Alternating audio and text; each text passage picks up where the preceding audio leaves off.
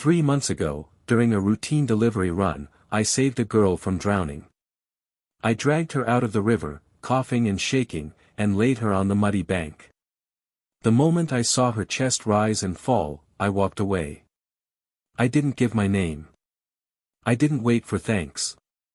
I truly believed that was the end of it. I never imagined that the girl I pulled from the water was a massive online influencer with millions of followers. 3 months later, her mother stood in front of a wall of cameras, tears pouring down her face. 3 months ago, she sobbed, my daughter was sexually assaulted while swimming in the river. Now she's pregnant. I'm offering a $1 million reward for any information leading to the capture of that monster. I was sitting on the toilet in my cramped studio apartment when the story broke. My phone buzzed non-stop. On the screen was a live stream with over 100,000 viewers. A wealthy, well-dressed woman cried openly into the camera. "The rumors are true," she said. "My daughter Clara was recently seen at an OBGYN clinic. I'm going live today to set the record straight and give her followers the explanation they deserve." Her voice cracked. 3 months ago, Clara was swimming in the river when a monster posing as a food delivery driver assaulted her, and got her pregnant. My mind exploded. I couldn't even hear my own thoughts over the flood of hateful comments racing across the screen. 3 months ago, I had just dropped off an order when I heard screaming. Someone begging for help. I dove into the river without thinking and pulled the girl out. I never dreamed the girl I saved was Clara Sinclair, the influencer. And I certainly never dreamed that 3 months later, I'd be accused of being the monster who assaulted her. On screen, the woman, Regina Thorne, clutched a trembling Clara Sinclair and screamed into the camera. To everyone watching, I'm offering a $1 million reward. If you provide even a single clue that helps us find this animal, Regina Thorne, give you my word. And speaking of giving my word, she continued smoothly, I'd also like to recommend this amazing new skincare product. I couldn't hear the rest. $1 million. For that kind of money, people would dig up my family's graves. I snapped back to reality and stared at the comments section. It was pure poison. Oh my God, they have to catch this creep. $1 million. Let's go, boys. Time to get rich. He's a delivery driver. Someone get a list of every driver in the city. A chill ran down my spine. My hands and feet turned to ice. I always thought of myself as a decent guy, just someone doing his job. Now, I was the most wanted predator in the city. The situation escalated fast. The next day, a few shady-looking men lingered outside my Dashrunner dispatch center, snapping photos with their phones. My heart lodged in my throat. The entire city was hunting for me, hungry for that $1 million prize. I stopped taking delivery orders. Then Clara Sinclair's team released a blurry security camera image, the back of a man wearing a bright red Dashrunner jacket. Just like that, every delivery driver in Chicago became a suspect. When one of my co-workers made a delivery, a woman accepted the food with a napkin, hissing, "Don't touch me, you pervert." At the dispatch center, our shift supervisor called a meeting. His face was grim. "I want every single one of you on your best behavior. Anyone steps out of line, you answer to me." I kept my head down, terrified to even breathe. That evening, Regina Thorne, who also managed Clara, gave an exclusive interview on a major news network. Her eyes burned with hatred. "I know that monster is watching right now," she said. "You can't hide. I will use every resource at my disposal. I will tear this city apart. I will make you kneel before my daughter and beg for forgiveness." My blood ran cold. It was only a matter of time before they found me. Turn myself in. Who would believe me? My word, a nobody delivery driver, against a famous influencer. I'd be crushed instantly. I was sinking into despair when a news alert flashed across my phone. Regina Thorne was hosting a "thank you" gala at the Starlight Grand Hotel to announce the latest developments in the manhunt. A desperate, reckless idea sparked in my mind. I couldn't keep hiding while my life was destroyed piece by piece. I had to go to that gala. I had to look them in the eye and ask why they were trying to ruin me. On the day of the gala, I spent my last $300 on a cheap rented tuxedo. I slipped in with a crowd of reporters and guests. Regina and Clara were the center of attention, surrounded by a sea of sympathy. Regina wore a mask of unbearable grief. Clara, dressed in a loose maternity gown, looked fragile and heartbreakingly beautiful. She bowed her head, thanked everyone softly, her eyes red and swollen, drawing pity from every corner of the room. I hid in the shadows, my heart slamming against my ribs. This was the girl I saved. And she was destroying me. The gala began. Regina led Clara onto the stage. First, Regina said, her voice echoing through the grand ballroom, "I want to thank all of you for your incredible support. I know what you're all here to find out. Where is the monster? The police have already identified several key persons of interest," she continued. "I have full confidence that he will be brought to justice very soon." The crowd erupted in thunderous applause. I clenched my fists until my nails bit into my palms. "Tonight, we also have a special guest with us," Regina said smoothly, gesturing toward the front row. A man wearing glasses stood and made his way to the stage. "Please welcome one of the nation's foremost experts in criminal psychology, Dr. Alastair Finch." My stomach dropped. Dr. Finch would now analyze the kind of depraved individual capable of committing such a heinous act. What had I ever done to deserve this? This wasn't just an accusation anymore. It felt like a carefully constructed trap, tightening around my neck. Dr. Finch adjusted the microphone and began. "Based on the available information, we can construct a preliminary psychological profile of the suspect," he said, his voice dripping with academic certainty. "First, it is highly probable that this individual comes from a lower socioeconomic background. His life is a landscape of failure, which has resulted in a deeply ingrained inferiority complex." I let out a bitter, silent laugh. What a load of crap. "He likely chose a job such as a delivery driver as a cover," Finch continued, allowing him to move unnoticed through the city's shadows. "Second," he went on, "this individual is likely a loner, paranoid, obsessive, and prone to violent tendencies. He harbors a deep resentment toward those who are more successful, more visible than he is." The guests nodded along, faces tightening with disgust. "So when he encountered a pure, radiant young woman like Ms. Sinclair," Finch said, "the darkness within him was triggered, compelling him to commit this crime." I felt hundreds of judgments crystallizing in the air. "Finally, and this is the most critical point," Finch said, lowering his voice for effect, "this man is, at his core, a profound coward. He preys only on those he perceives as weaker than himself. After the act, he would scurry away like a rat, attempting to blend back into society, secretly monitoring the fallout of his crime." His eyes swept the room. Then, impossibly, they seemed to land on me. "It is even possible," Finch added, "that he is here with us tonight, hiding in this very room." Instantly, heads began to turn. Hundreds of eyes searched the ballroom. Every glance felt like a needle stabbing into my skin. Suddenly, Clara Sinclair covered her mouth and let out a small retching sound. Regina rushed to her side. "Clara? What's wrong? Are you okay?" Clara shook her head, her face even paler than before. "I'm fine, Mom. Just a little nauseous." That single moment ignited the room. "Find him. Don't let him get away." Regina held her daughter close, comforting her, but I caught it. Just for a split second.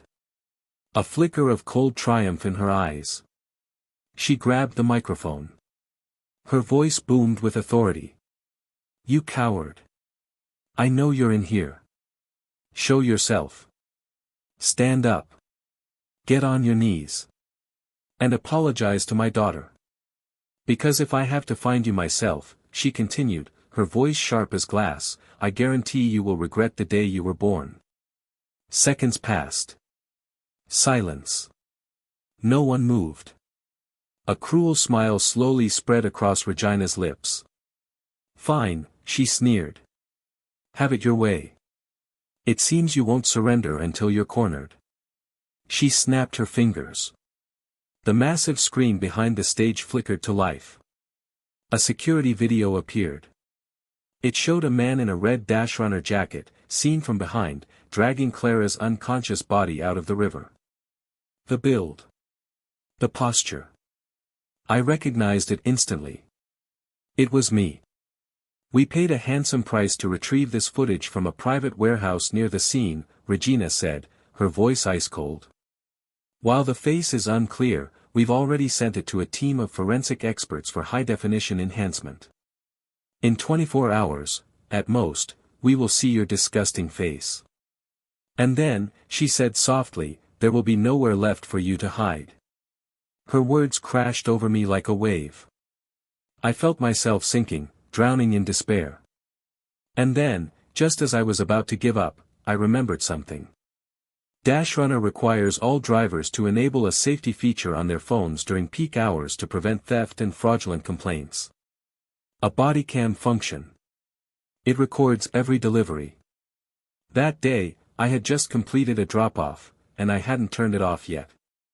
When I heard the screams for help, it was still recording. A wild, desperate plan ignited in my mind.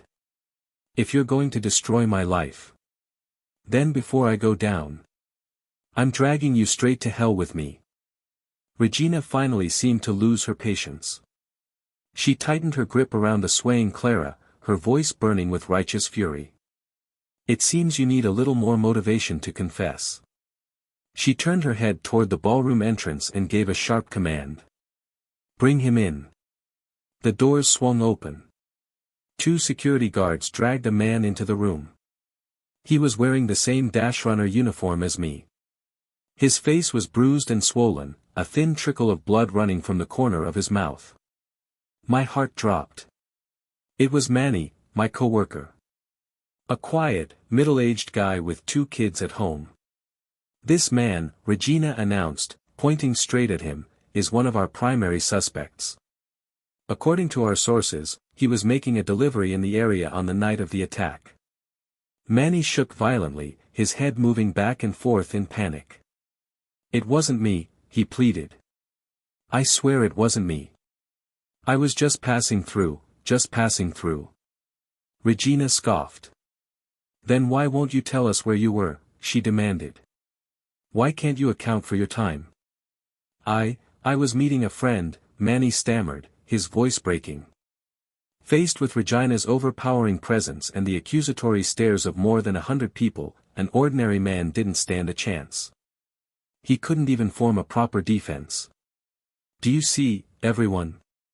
Regina said, scanning the room, fully in control. This is how a monster hides. He weaves a web of lies, trying to confuse and mislead us. But we will not overlook a single shred of doubt. We are turning him over to the police, she declared, and he will pay the price for his crimes.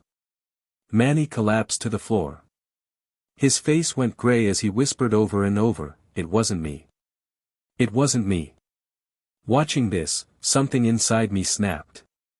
This wasn't just about destroying me anymore.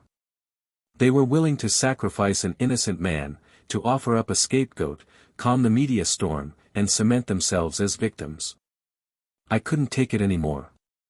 While every eye was fixed on Manny, I burst from my hiding place, grabbed a microphone from a nearby reporter, and shouted at the top of my lungs. Let him go. You've got the wrong guy. The ballroom exploded into chaos. Every camera. Every face. Every eye swung toward me. The moment Regina Thorne saw me, her expression twisted. A flash of panic crossed her face, gone in an instant, replaced by cold fury. And who are you? She demanded. I'm the one you're looking for, I said, my voice shaking but loud. I'm the man who saved Clara Sinclair. Dead silence slammed down over the room. You could have heard a pin drop. Then the murmurs erupted like a tidal wave. Is that him? The predator? He looks so normal. I can't believe he's that kind of scumbag. Get him. Somebody grab him before he runs. Several security guards lunged toward me. Wait, Regina commanded, lifting a single hand. They froze. She slowly stepped down from the stage, closing the distance between us one deliberate step at a time. When she reached me, she stopped, looking me up and down with a contemptuous, icy smile. You're saying you saved my daughter? Yes. I stood my ground, chest out. Then why don't you tell all of us, she said, her voice dripping with sarcasm, how you saved her? I looked at Regina. Then I glanced past her, to Clara. She hadn't looked at me once. Her head stayed lowered, refusing to meet my eyes. I laughed. Miss Thorne, I said calmly, you seem awfully eager to convict me. Are you afraid of something? Afraid? She sneered, as if I'd told the world's funniest joke. Why would I be afraid? You're afraid of the truth. I stared straight into her eyes and slowly raised my work phone. The truth. Regina's composure wavered. What evidence could a stalker like you possibly have? She snapped. Some sick, secretly filmed pictures. I smiled. Ms. Thorne, you probably don't know this, but to prevent fraud, my company requires all drivers to keep a body cam app running during our shifts. It can't be turned off. I have the entire recording of me saving your daughter that night. You say I assaulted her, I continued. So let's show everyone, right now, exactly how I assaulted her. I moved to connect my phone to the big screen. Stop! Regina shrieked. Her mask finally shattered. Don't you dare confuse people with your fabricated video. Before I could respond, Dr. Finch rushed forward, his voice booming with authority. Everyone, please remain calm, he said. This is a classic criminal tactic. When a suspect is cornered, he often presents meticulously prepared, seemingly exculpatory evidence to manipulate public opinion. The more he insists, Finch concluded, the more it proves his guilt. His words hit hard. Guests who had begun to hesitate now glared at me with renewed hatred. He's right. Don't listen to him. He's a psycho trying to save his own skin. Call the police. Let them handle this degenerate. Seeing the crowd fully back under her control, Regina relaxed. A flicker of triumph gleamed in her eyes as she looked at me, like a bug trapped in a spider's web. Still twitching. Already doomed. Did you hear that? She said softly. The people know the truth when they see it. Now, she asked, do you have anything else to say? I do. I met her gaze without blinking. I say your daughter is lying. And the baby she's carrying isn't mine. The words detonated like a bomb. The gala erupted into absolute chaos. What did you say? Clara's head snapped up. Tears poured down her face as disbelief and anguish twisted her features. You monster, she cried. You ruined my life. And now you're trying to slander me. You're not even human. She broke into hysterical sobs, her body sagging as if she might collapse at any moment. Regina caught her instantly, pulling her close and turning to the crowd with pure, feral maternal fury. You see this? Regina shouted. Do you all see what this animal is doing? To escape justice, he's resorted to this, victimizing my poor daughter all over again. The crowd erupted in rage. People surged forward. Security guards lunged toward me, ready to drive me into the floor. Then, the main doors of the ballroom burst open. Police. Nobody move. The command cracked through the chaos like a gunshot. Everything froze. The lead officer stepped forward, his eyes sharp and assessing as they swept the room. They landed on me, then on Regina, and on the guards inches away from tackling me. A flicker of panic flashed across Regina's face. She buried it instantly. Stepping forward, she greeted the officers with the polished desperation of a practiced victim. "Officers, thank God you're here," she cried. "This monster finally revealed himself. We were just about to restrain him before he could hurt anyone else," she said, pointing at me like I was already convicted. I ignored her performance. I raised my work phone and walked toward the officers. "Officer," I said calmly, "I'm not a predator. I'm the one who saved her. And I have proof." I turned toward Manny, who was still frozen in terror. "Manny," I said firmly. Tell them. Tell them what kind of person I am." At the sight of the police, Manny sprang to his feet like they were his last hope. He pointed at me, then at Regina, so shaken he could barely form words. "Officers," he gasped. "Leo's a good kid. Everyone at the center knows it. It was her," he cried. "She had her people kidnap me. They beat me up." Regina's face drained of color. "That's ridiculous," she snapped. "You're obviously in on it together. The evidence will show who's in on what," I cut in. I handed my phone to the lead officer. "This is the complete, unedited footage from my company's mandatory safety app from the night I rescued her. It can't be altered. It can't be faked. I want you, and every member of the media here, to see exactly how I supposedly got Ms. Sinclair pregnant." At my words, every camera lens in the room snapped toward the phone in the officer's hand. Regina's pupils constricted. "You can't watch that," she screamed. "It's fake. He's a stalker. He's had months to fabricate a video. We'll be the judge of that," the officer said coolly. He was an experienced cop, unmoved by hysteria. He motioned to a technician to connect the phone to the ballroom's projection system. Regina tried to rush forward, but another officer blocked her path. She could only watch. The screen flickered to life. The video began from the perspective of my e-bike, wind roaring, city traffic rushing past. Then the image jolted violently as I abandoned the bike and ran. A faint cry for help echoed. A splash. The sound of my body hitting the water. The phone, sealed in a waterproof pouch, tumbled as I moved. The lens finally stabilized, capturing Clara Sinclair thrashing in the dark river. I swam hard. I grabbed her. I pulled her toward the shore. The only sounds were my ragged breathing and the churning water. No lewd words. No threats. No hesitation. We reached the bank. I laid her on the grass. She was unconscious. Not breathing. Without pause, the video showed me beginning CPR. Chest compressions. Rescue breaths. Again. And again. Then.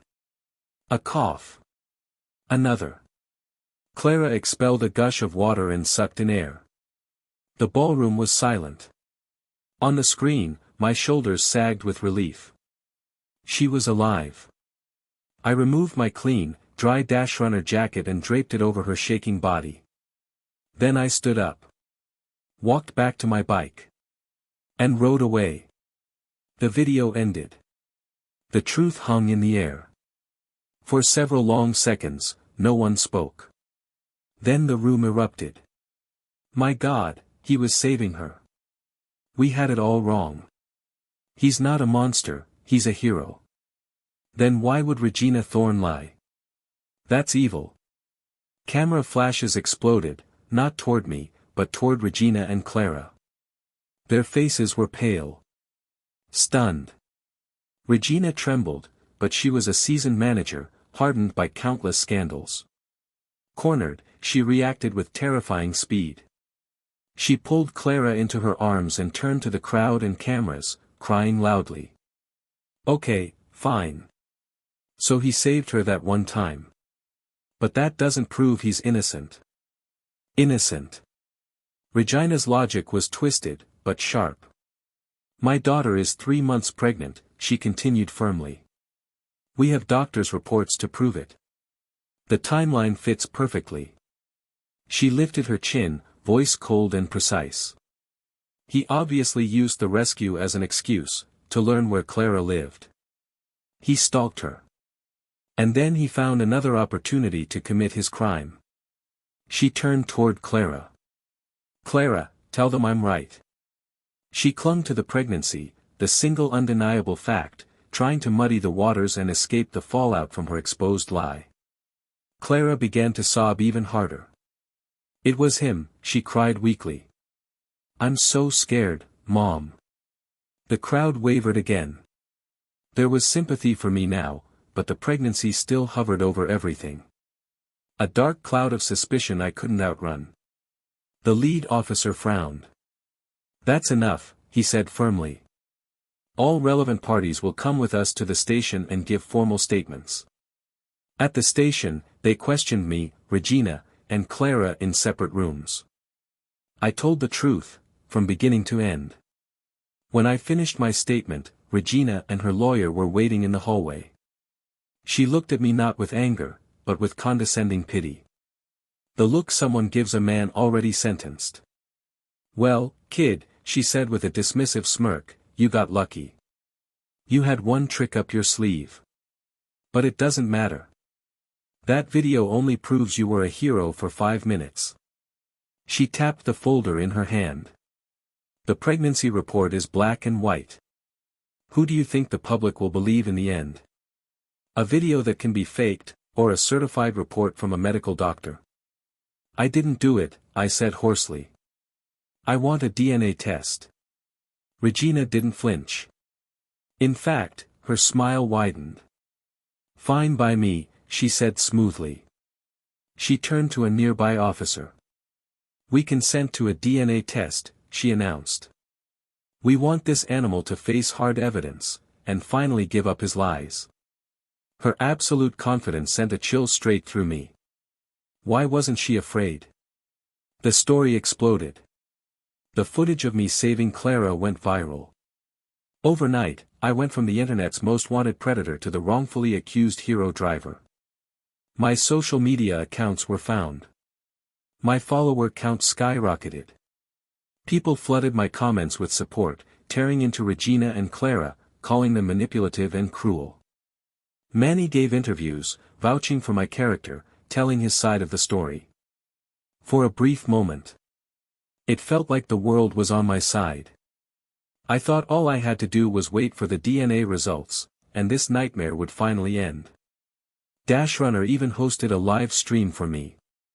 I calmly explained my story to over 1 million viewers and told them I was waiting for the DNA test to prove my innocence once and for all. For a few days, messages of encouragement poured in. Then the results came back. Everything changed. I was called back to the police station. An officer handed me the report. His face was unreadable. I tore it open. My eyes jumped straight to the conclusion. Based on the analysis of the DNA samples provided, the subject, Leo Carter, is supported as the biological father of the fetus carried by Clara Sinclair. My mind went blank. How? How is this possible? The paper shook violently in my hands. No, I whispered. This is impossible. It's fake. The report has to be fake. I shouted at the officer. Mr. Carter, please calm down, he said gently, placing a hand on my shoulder. This test was conducted by a certified independent lab. There were no procedural irregularities. I collapsed into a chair. A deathly cold spread through my body. It was over. This time, there was no coming back. Regina and Clara received their copy of the report and immediately called another press conference. Regina stood at the podium, holding the DNA results high. Tears streamed down her face, but there was triumph in her posture.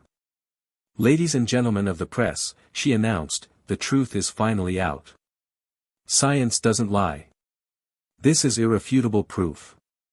That man, Leo Carter, is not just a predator. He's a master manipulator. She pointed dramatically. He staged a heroic rescue to deceive all of you. To paint himself as a hero. To escape responsibility for his crime. The depth of his cunning. The depravity of his actions. It's unthinkable. The tide of public opinion turned instantly. And this time, the backlash was 1,000 times worse. So that was the twist. The hero was the villain all along. This is terrifying. You really can't judge a book by its cover. I almost fell for it. People like him are worse than obvious monsters. Cancel him. Ruin him. My live stream was chopped into mocking memes. Every word I'd spoken was reinterpreted as the calculated performance of a sociopath. I became the most hated man in America. The rapist who played the hero. Regina's legal team filed lawsuits for assault, defamation, and emotional distress, demanding millions in damages. I had been thrown into the abyss. And this time, there was no one left to pull me out. I locked myself inside my apartment. I didn't eat. I didn't sleep. I just watched the rescue video over and over, desperately trying to understand where everything went wrong. How could the DNA be mine? I mentally retraced every second of my contact with Clara that night. The CPR. The rescue breaths. There's DNA in saliva, but not enough for a paternity test. You can't get someone pregnant through mouth to mouth. I slowed the video down to 0.25x speed, examining it frame by frame. Me diving in. Pulling her to shore. Performing CPR. Wait. Right as I dragged her onto the bank, as her body rolled onto the grass, something small and silver slipped out of the pocket of her oversized dress and fell into the weeds. In the chaos of the moment, I hadn't noticed it at all. I took a screenshot of that single frame and zoomed in. It was a cufflink. It had a unique design, a stylized letter C with a tiny diamond set into the curve. This wasn't something an ordinary person would wear. And the style, it felt familiar. An idea struck me. I went on Google and searched for C initial diamond cufflink. The top result was a Business Journal article. The photo showed a charismatic, middle-aged man giving a speech at a corporate summit. On the cuff of his shirt was the exact same cufflink. The caption read, "Julian Croft, CEO of Astra Media, debuts the first piece from his wife's bespoke jewelry line, Isabel Croft Designs." The article noted the cufflink was a one-of-a-kind piece, designed personally by his wife to celebrate their anniversary. I dug deeper. Astra Media was the management company, the MCN, that represented Clara Sinclair. A horrifying theory crystallized in my mind. Clara was pregnant with Julian Croft's child. Croft was married. And his wife came from a powerful old money family. If the affair came out, he would be ruined. So Regina Thorne orchestrated everything. She needed a fall guy. And on that night, the man who stopped to play the hero walked straight into her trap. As for my DNA, I went back to the video. When I took off my jacket and put it on her, my hair and skin cells would have been all over it. They took my jacket. They had my DNA. Finding a private lab they could bribe to fake a report against a nobody like me would have been child's play. It was a diabolical two-for-one scheme. It covered up her daughter's scandal while giving her ultimate blackmail leverage over Julian Croft. It was pure evil. I had the truth. But I had no proof. A blurry screenshot of a cufflink wasn't enough to convict anyone. Then I saw it. An ad on my screen, a charity livestream hosted by Julian Croft's wife. A new, incredibly risky plan formed. I checked my bank account. Just over $1,000. Next month's rent. With a deep breath, I transferred it all into my TikTok account. I changed my username to I_have_proof_of_your_husband's_affair. Then I entered Isabel Croft's live stream and dropped the biggest virtual gift available. A supernova. The day of my trial arrived. I was a citywide joke. The courthouse steps were swarmed with reporters and protesters screaming insults at me. Regina and Clara arrived with a security detail, walking into the courthouse like conquering heroes. Clara's baby bump was now prominent. She cradled it gently, her expression a practiced mix of vulnerability and disgust as she looked at me. Regina walked right up to me and whispered so only I could hear. "What does it feel like to be a dead man walking? Enjoy your time in prison. You could spend the rest of your life repenting in there." I ignored her and closed my eyes, saving my energy. The trial began. Regina's lawyer presented the DNA report as the cornerstone of their case, demanding the judge give me the maximum sentence. Just as the judge was about to accept the report into evidence, I raised my hand. "Your Honor, I object." Every eye in the courtroom turned to me.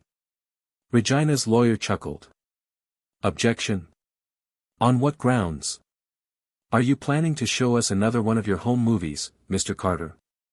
"No," I said, shaking my head and looking directly at Regina. "This time, I'd like to call a new witness to the stand." The courtroom doors swung open. A woman of immense grace and power walked in. The moment Regina saw her, the smug smile vanished from her face.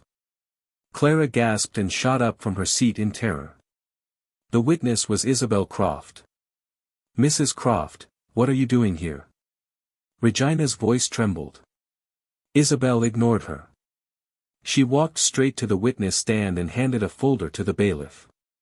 "Your Honor," her voice was calm, clear as glass. "I am here to contest the validity of that DNA report.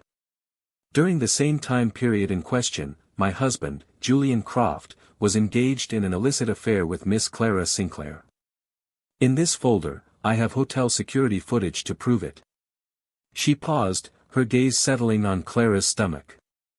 "Therefore, I formally request that this court order a new, impartial DNA test to be performed on the fetus Miss Sinclair is carrying." The courtroom fell completely silent. Then, the press gallery exploded. Camera shutters fired non-stop. Reporters typed frantically.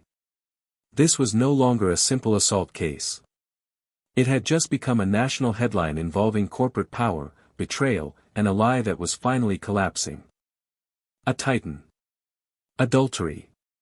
A secret baby. A massive conspiracy. "No, you're lying. That's fake." Regina completely lost control and tried to rush the witness stand before court officers restrained her. "It's you," she screamed. "You and this rapist conspired to frame my daughter." Behind her, Clara looked like her soul had been ripped from her body. Her legs gave out and she collapsed to the floor. She stared blankly at Isabel, then at me, and finally down at her own swollen belly, whispering, "No, that's not what happened." The terror in her eyes was no longer an act. It was real. The judge slammed his gavel. "Order. Order in the court." He announced that the trial was suspended in light of the shocking new evidence. He officially ordered a court-mandated amniocentesis to be performed by the state's most secure forensic lab. DNA samples would be collected from me and from a new person of interest in the case, Julian Croft, to conduct a definitive, unimpeachable paternity test. While we waited for the final results, I told the police everything I had uncovered, my theory, the cufflink screenshot, and the desperate gamble I took by contacting Isabel Croft. Just as I suspected, after receiving my message during her live stream, the formidable Isabel Croft had hired a team of top-tier private investigators. In a matter of days, they uncovered every detail of her husband's affair, giving her ironclad evidence. She chose to detonate the bomb in the middle of my trial, not to save me, but to exact the most public and brutal revenge possible for her husband's betrayal. The results of the court-ordered DNA test came back. There were no surprises. Julian Croft was the father. That report was the first domino to fall. Police immediately launched a formal investigation into the lab that produced the original fraudulent report.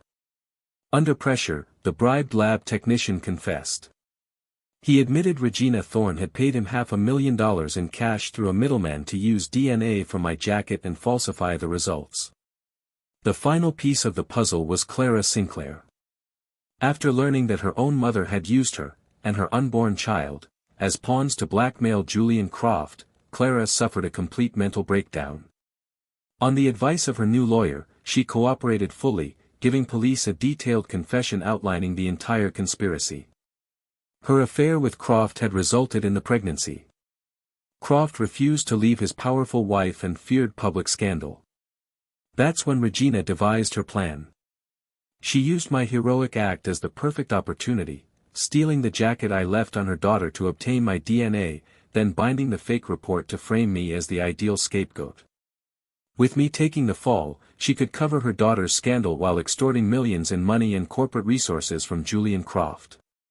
She had even hired the so-called expert, Dr. Alastair Finch, to publicly manufacture a damning psychological profile, ensuring I'd be convicted in the court of public opinion long before I ever stood before a judge. The entire rotten truth was finally exposed. The court exonerated me of all charges. Regina Thorne was found guilty of filing a false police report, perjury, and conspiracy to obstruct justice. She was sentenced to 15 years in federal prison.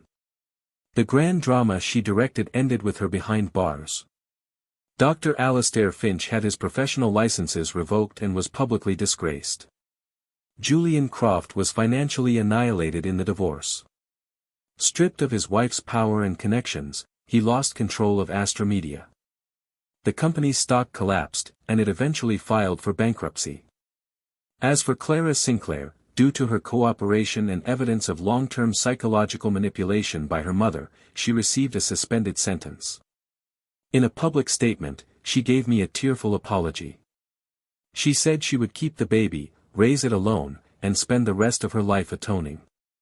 The court also ordered Clara to pay me $1 million in damages, the same amount Regina once offered as a bounty for my destruction. After the storm passed, I turned down every interview and influencer deal. I took the settlement money, moved to a different city, and bought a small house, my own place, far from the dark apartment where my nightmare began. I didn't quit my job as a delivery driver. I just switched platforms with better hours. On a bright, sunny afternoon, I put on my clean uniform, climbed onto my bike, and rode through the streets of my new city. A new order pinged on my phone. I checked the address, twisted the throttle, and merged into traffic. The sky was blue. The breeze was warm. I was still just an ordinary guy doing his job. And if I ever saw someone drowning again, I'd still jump in to save them. Because justice may be slow, but it always shows up.